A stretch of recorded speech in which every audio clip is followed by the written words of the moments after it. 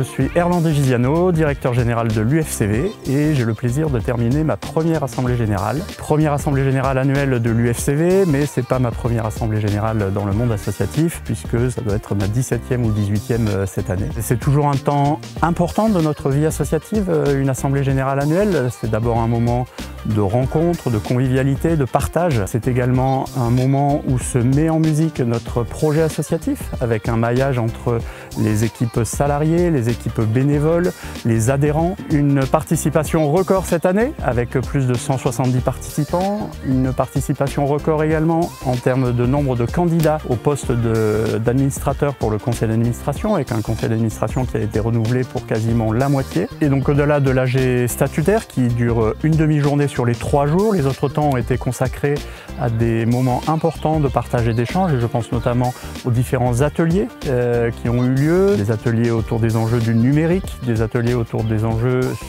de désinformation et comment tourner ça dans des constructions plus positives. Et puis il y a, au moment même où je vous parle, le Forum des régions qui se tient avec un stand pour chacune de nos délégations.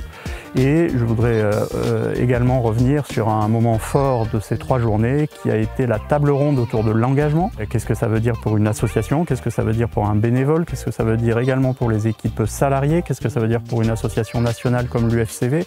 Le thème de l'engagement qui était d'actualité hier, qui l'est encore plus aujourd'hui et qui le sera sans doute encore un peu plus demain.